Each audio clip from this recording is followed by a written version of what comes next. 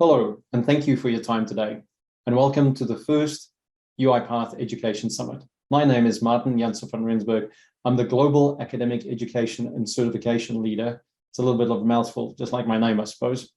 And I want to bring you today up to date with what we are looking at from a short-term and long-term strategy perspective. So over the next couple of quarters, but also in the long term, over the next year or two, potentially even three, what we're planning from an incremental innovation and of evolution of the program that we run from an education perspective.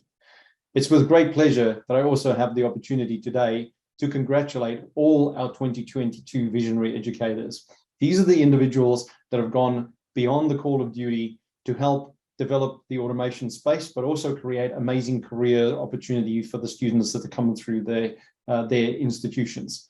Please, if you know these individuals, recognize them and send them a congratulations for being recognized. And also a big thank you to a whole bunch of these that are actually part of the process over the next couple of days that you will see, have interviews with, and give us their insights on how they are looking at the industry as well. Another thing I would like to call out as well is I would like to thank not just the speakers, but also the UiPath staff that is actually helping us host this event for the first time.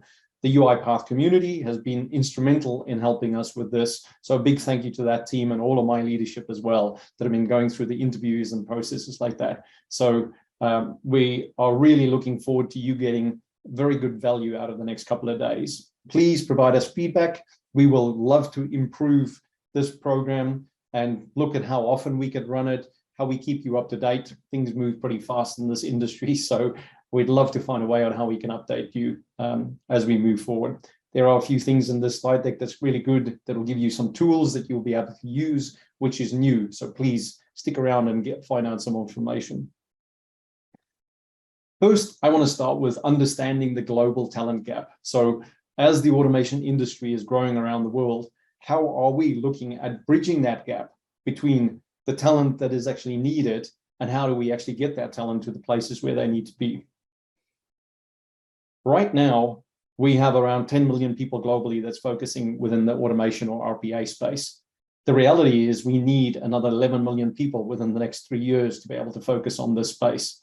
And where organizations today is spending around $3.3 billion a year in automation within their businesses, we're actually seeing that growing to around $9 billion by 2025. So there's once again a really big opportunity for us to help bridge the skills gap of people that want to get into the space, but also reskilling individuals that want to learn how to become automation aware.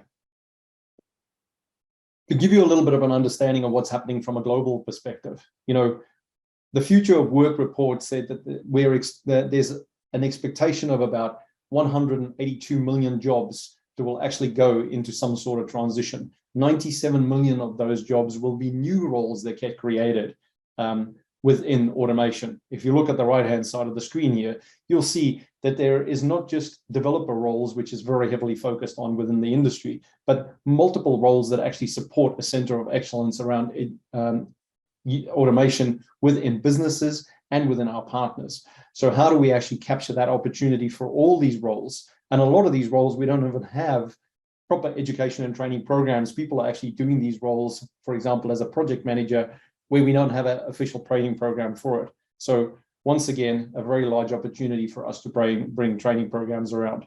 And the other side of things as well, we have a 32.8% year-on-year growth. If you look at it from a spending perspective, in 2020, we were looking at about $1.57 billion. But by 2028, we're looking at about $13.7 billion that will be spent in this space.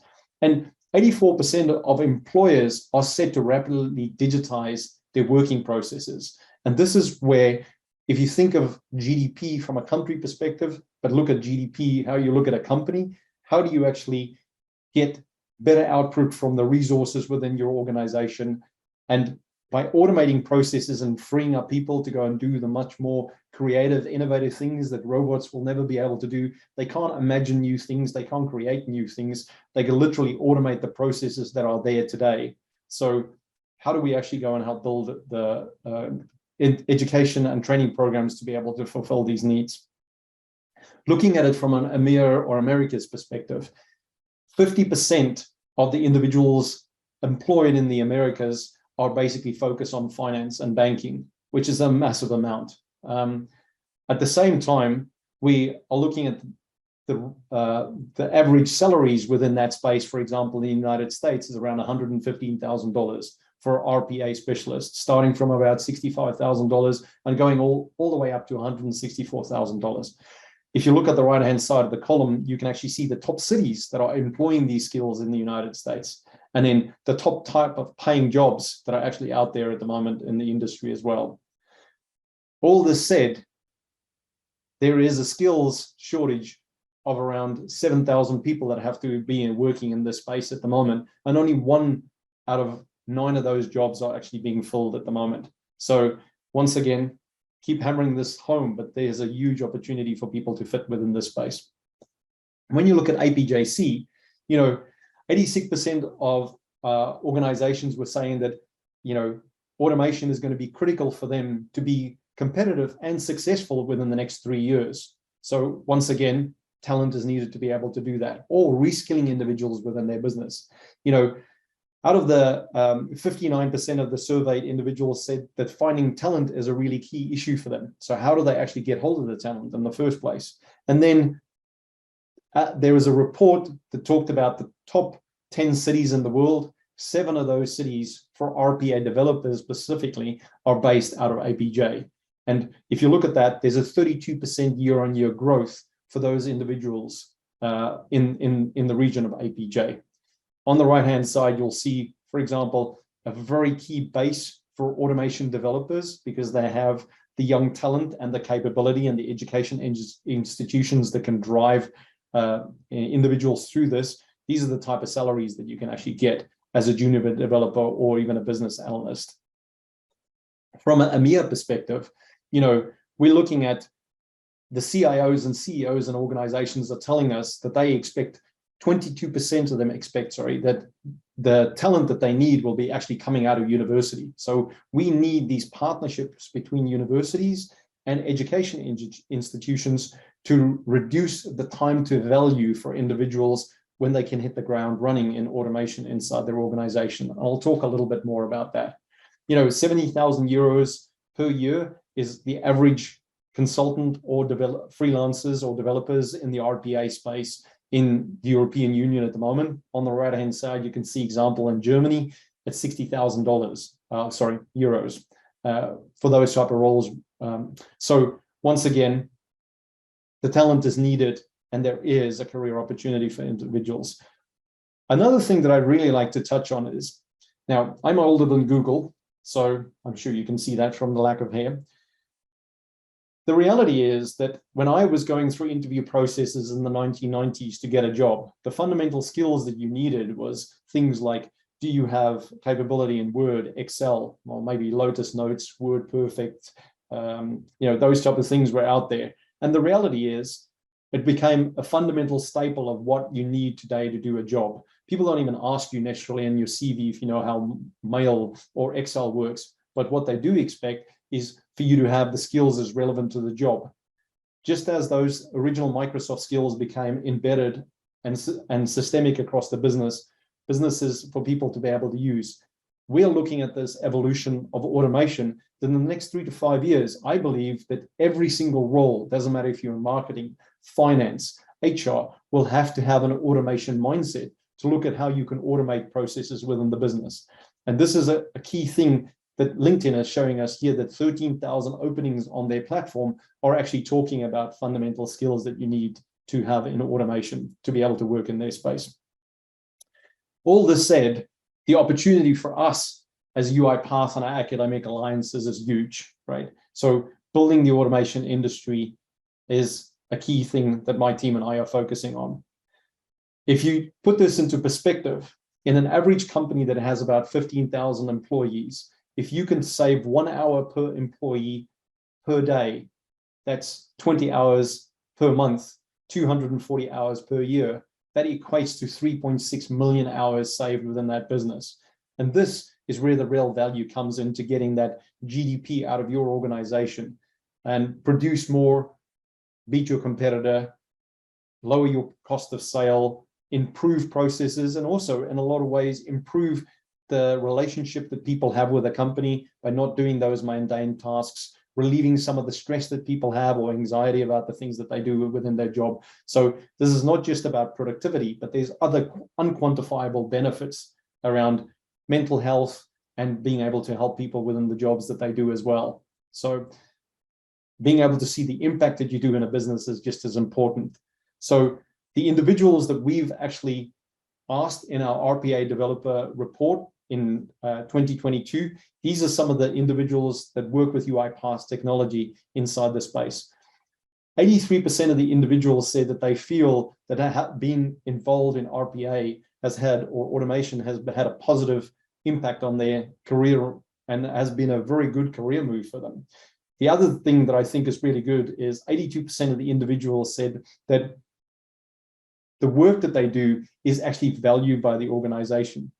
We all know that job satisfaction comes down to the fact that if you cannot measure the impact that you have on the business and be recognized for it, it's not a great thing. So people want to be actually see the impact that they deliver within a business in order to be content within their job. So that's a really good thing. And then last thing I'll point out on this slide is that 76% of the individuals that participate in our report this year expected to remain in the RPA or automation space for the next 5 years, which is really, really good for us. But now you've heard of what's going on from a talent perspective. You heard what the industry is looking for. But the other thing is, it's not just about one specific industry. UiPath and the automation expanse across the industry is vast. It's not just about finance and banking and financial services where we have a really big traction. It's every single industry has this opportunity to automate mundane tasks, repetitive stuff. So we have over 9,000 customers today as an organization, and that's growing exponentially every single day for that matter. So have a look at this list of individual companies that are working with us, and you get the breadth of understanding of where automation is heading from us from a company perspective. Now, expanding our partnership with education is key. This is one of the fundamental things that I want to actually work on, but I want to kind of reset or put down the baseline on what I believe is really important for us to be able to move forward from a UiPath education perspective. Measuring the number of people that attended a class or even went through a classroom is important, but to me, the most important thing is being able to measure the output that those individuals had by using the knowledge that they've gained. I call that return on education, and that is literally being able to measure the knowledge used versus the knowledge gained. When you flip it on its head, your ROE, as I call it, can have another connotation and a bit of tongue-in-cheek. For the student, it comes down to, well, if I put on all this effort, or the individual, what am I going to get out of this? Am I going to get a job as a new student? Am I going to get a pay increase? So how do we actually manage the return on effort for an individual as well? What this means from my strategy over the next couple of quarters and the next couple of years from a business perspective is I have 3 key objectives. The first one is around capturing and nurturing talent. The second one is measure and report that return on education metrics. And the third one is being able to develop a hyper-personalized education experience for the individual. My team and I are not in education. I am in building and continually developing individuals' careers. That's where our key focus is. So there's a value exchange between us and the individuals that actually get involved in automation, and how do we actually help them build their careers through these processes or reskill themselves, whichever comes first. To give you a little bit of a deeper dive onto what those objectives mean, for me, capturing and nurturing talent is about all these boxes here. It's about growing the automation space. It's about creating the best ecosystem for us, our customers, and our partners. It's about targeting the best talent that's out there in the industry.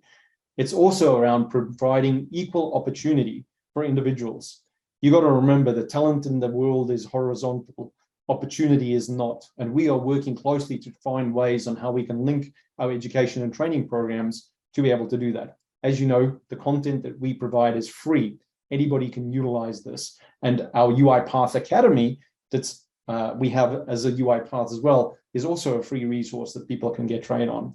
We're trying to drive our education and certification programs as well as the must-have recognized industry certification. So we're going to expand on those capabilities as well.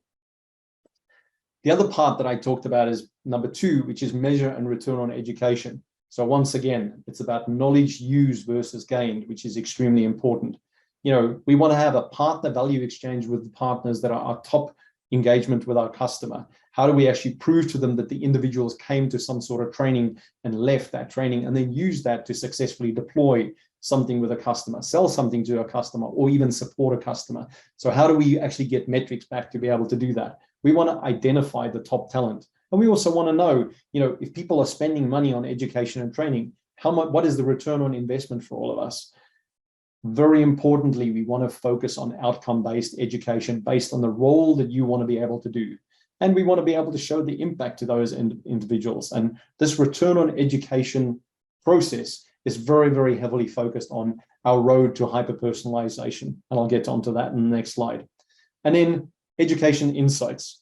How does education change people's lives? How do we create gamification, rewards, and recognition so people can bring back information to us and say to us, this is what I did after this education. How did I use that knowledge to do something? And that forms part of this return on education strategy.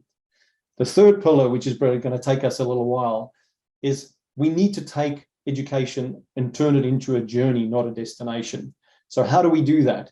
We want to actually be able to target individuals' role and interest and provide them right education and training about it. If people come through a funnel where they become aware of what we do as an organization, they start their training journey, they understand the role that they want to do, how do we help them keep developing that and even recommend the right training to them based on the job that they're doing? We want to provide the best end user experience, like I said, the value exchange. And we want to capture the learning skill signature, which helps us identify what training we can give to them.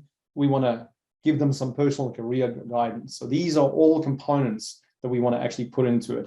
If you think of it, 80% of what people watch on Netflix is by recommendation based on the information that Netflix have, and there's a value exchange between you and Netflix, and you're happy to do that. Same as when you use Google Maps to be able to find where you're going, you're happy to share your information through a satellite service to know where you are because you get a value out of it. The same thing we do. We want to have a value exchange with individuals on the information that we have. We openly share with them back what we can actually do for them from an education and enablement perspective. We expect them to tell us how they use that information and that training to actually better their careers. So hopefully that gives you a little bit of an open understanding of what we're trying to do from a business perspective. How does that actually work is, we have this education and engagement through our various platforms inside the business. And then if you look at the funnel of individuals, how they actually become aware of what automation is, they start an onboarding process to understand the platforms that we have within the products and features that we have, and then the training and tools that's available to them, and an understanding of all the types of careers, a business analyst, a solution architect, a project manager. Then they select the job that they want to be able to do. So we try and cater and give them the role-based education that they need to do that job, and look at the portfolio of UiPath products that they will be using to do that job.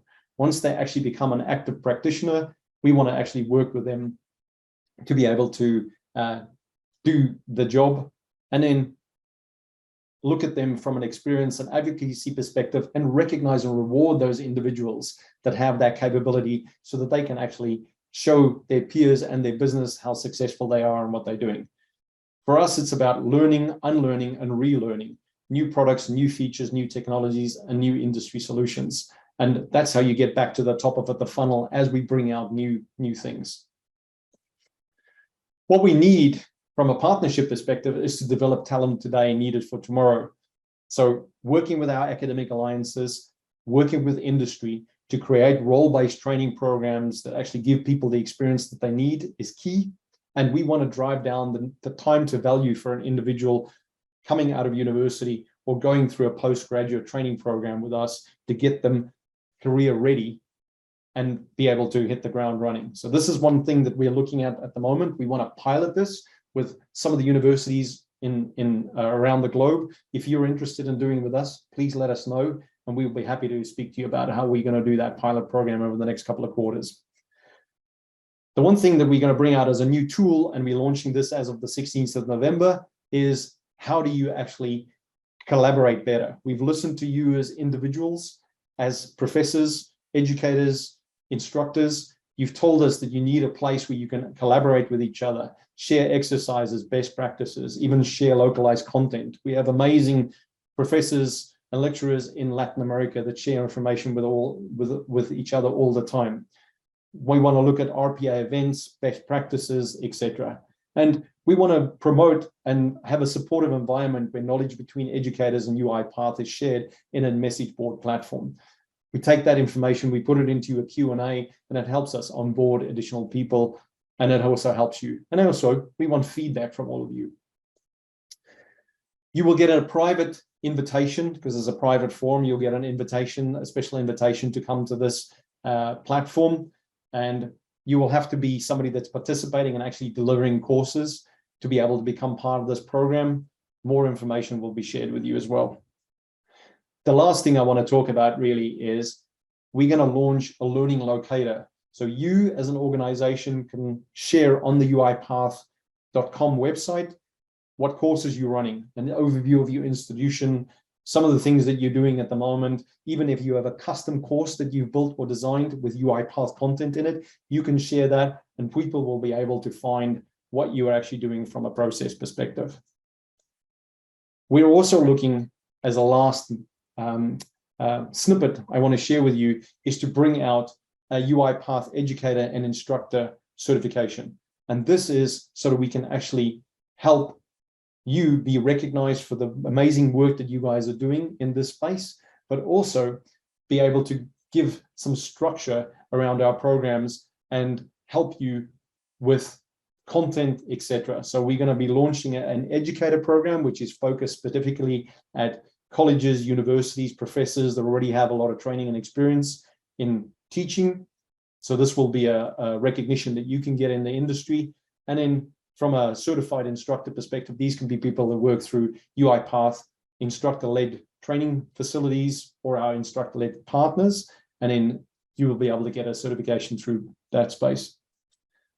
I would like to say, lastly, please think big and go big when it comes to this space. There is so much training and education that is needed. There's so many roles out there that are not being filled at the minute. And I think the opportunity for you as education institutions and for us as UiPath to bridge that gap jointly is massive. I thank you for your time today, and please ask you to provide as much feedback as you can from this event to us and let us know how we can make this better. Thank you very much for your time.